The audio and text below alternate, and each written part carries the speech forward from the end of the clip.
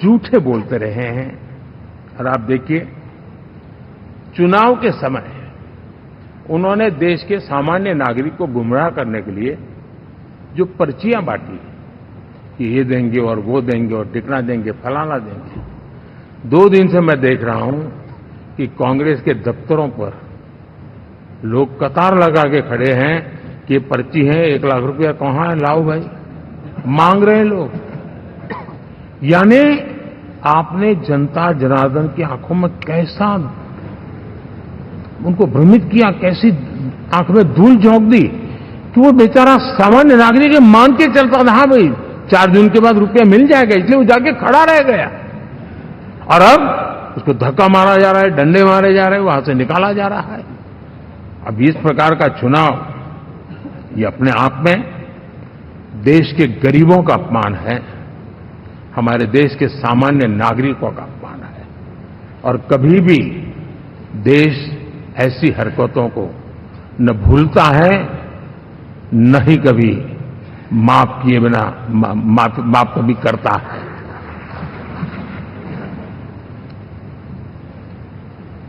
साथियों, हमारे लिए संतोष की बात है कि हम एक कमिटमेंट से काम कर रहे हैं। 10 साल में हमने 25 करोड़ गरीबों को गरीबी से बाहर निकाला है।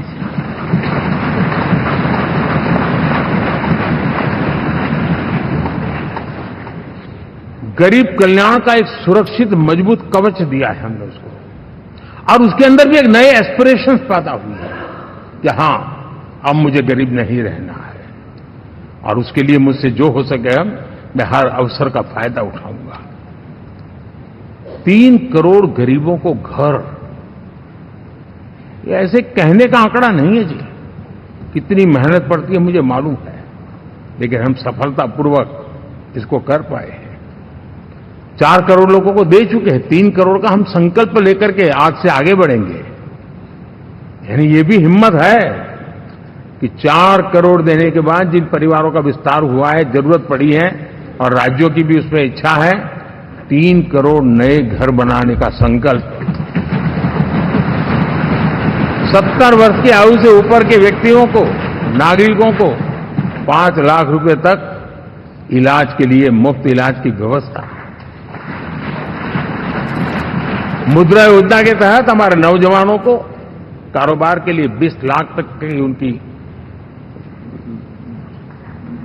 बैंक से उनको लोन मिले, इसकी व्यवस्था। ये मैं समझता हूं कि वायदा हमारे तीसरे कार्यकाल की गारंटियां, सब मैं अभी बताता नहीं हूं, लेकिन इन गारंटियों के प्रति हम कमिटेड हैं और उसे पूर्ण करने के लिए हम कोई कमी नहीं रखेंगे। साथियों, गरीब का सशक्तिकरण और मिडिल क्लास को सुविधा, ये हमारी प्राथमिकता है, क्योंकि मध्यम वर्ग अब इस देश का एक बहुत बड़ा चालक वर्ग है। भारत की ग्रोथ स्टोरी में ये ऐसे ऐसे नए फोर्सेस मैं देख रहा हूं जो हमारी बहुत बड़ी शक्ति बनने वाले हैं, और इसलिए हम उस पर भी उतना ही, और मिडिल क्लास की बचत कैसे बढ़े, सेविंग कैसे बने, उसके लिए, उसके क्वालिटी ऑफ लाइफ के लिए हम क्या कर सकते हैं, हमारी योजनाओं का विस्तार कैसे किया जाए, हमारे नीति नियमों में बदलाव कैसे किया जाए, उस पर भी हम आने वाले दिनों में काम चाहते हैं। साथियों, पंचायत से पार्लियामेंट तक हमारी नारी शक्ति की सक्रिय भागीदारी, ये हमारा कमिटमेंट है। और हमने हमारे पिछले कार्यकाल में नारी शक्ति वंदन अधिनियम करके उस बात को हमने आगे बढ़ाया, और वो दिन दूर नहीं होगा जब हमारे सदन में बहुत बड़ी तादाद में हमारी माताएं बहनें देश का नेतृत्व करती हुई दिखाई देगी।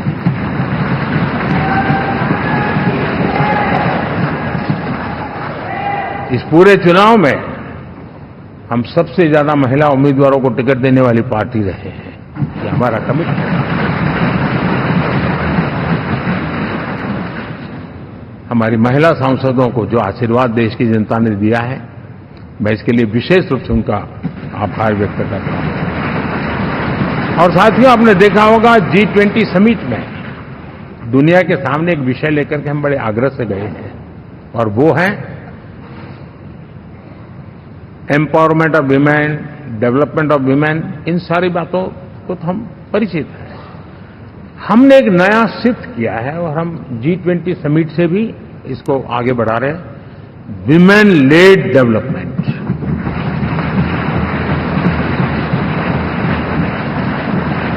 एक बार हमारा इस प्रकार का कमिटमेंट बनता है तो परिवर्तन बिल्कुल साफ नजर आता है। साथियों, एनडीए का ये कार्यकाल बड़े फैसलों का है, तेज विकास का है, और अब हम समय गंवाना नहीं चाहते कि हम 5 नंबर की इकोनॉमी से 3 नंबर की इकोनॉमी पर पहुंचना है।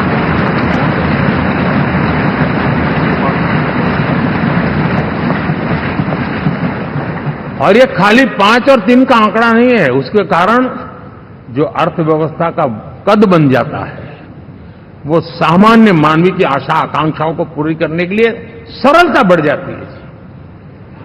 देश के लिए जो जरूरतें हैं वो आराम से पूरी करने का सामर्थ्य बन जाता है, और इसलिए हम उस दिशा में बड़ी कोशिश करके आगे बढ़ना चाहते हैं। राज्यों का सहयोग भी उसमें उतना ही महत्वपूर्ण है, और भारत के संविधान ने हमसे जिस प्रकार का दिशा निर्देश किया है कोऑपरेटिव फेडरलिज्म का, लेकिन मैंने उसमें आग्रह रखा है कॉम्पिटिटिव कोऑपरेटिव फेडरलिज्म। हमारे राज्यों के बीच में भी तंदुरुस्त स्पर्धा हो, राज्य और केंद्र के बीच में भी तंदुरुस्त स्पर्धा हो, हम अच्छा करने की स्पर्धा करें, और उस दिशा में हम आगे बढ़ना चाहते हैं। और हमने देखा है कि जब मैं कॉम्पिटिटिव कोऑपरेटिव फेडरलिज्म की बात करता हूं, आपने देखा G20 समिट हम एक जगह पे कर सकते थे, हम भी मालाएं पहन करके फोटो निकलवा सकते थे, लेकिन हिंदुस्तान के अनेक शहरों में 200 से ज्यादा मीटिंगें हुई, और दुनिया भर के नीति निर्धारक जो कहे G20 देशों के और बाकी भी 5-7 देशों के, वो हिंदुस्तान के कोने कोने में गए, उनके देशों में जाकर के भारत की विविधता, भारत की विशालता, इसकी चर्चा कर रहे हैं। उनके लिए आश्चर्य है। हमने तो दिल्ली आकर के वापिस जाते थे, पता ही नहीं था कि देश इतना बड़ा है। ये अपनी एक ताकत का परिचय हुआ है। हमने कोविड में देखा, राज्यों के साथ कोऑपरेशन के साथ हमने जिस प्रकार से लड़ाई लड़ी, और एक सूत्र में रह करके लड़े, दल किसी का भी हो सरकार में, लेकिन हमने इस काम को किया क्योंकि हमारा कोऑपरेटिव फेडरलिज्म के प्रति कमिटमेंट है। एस्पिरेशनल डिस्ट्रिक्ट एक ऐसा मॉडल है गवर्नेंस का जिसमें राज्य भी उतना ही सक्रियता से हमारे साथ जुड़े हुए हैं, और दुनिया के लिए जो डेवलपिंग कंट्रीज हैं उनके लिए गवर्नेंस का एक ऐसा मॉडल प्रस्तुत हो रहा है जिसका अब तो केस स्टडी के रूप में दुनिया के अनेक यूनिवर्सिटी केस स्टडी करना शुरू की है। अब उसको हम आगे बढ़ाते हुए एस्पिरेशनल ब्लॉक की तरफ ले जा रहे हैं, ताकि हमारे ग्रासरूट लेवल पे भी जो वीक एरियाज हैं, जहां सुविधाएं अभी सामान्य एवरेज से भी नीचे हैं, उसको हम जल्दी से जल्दी उस स्टेट की एवरेज तक लाना चाहते हैं। देश का रीजन, कोई भी क्षेत्र हो, सर्वांगीण विकास को लेकर के हम चले। साथियों, गत 10 वर्ष में इंफ्रास्ट्रक्चर के क्षेत्र में हमने एक बहुत बड़ा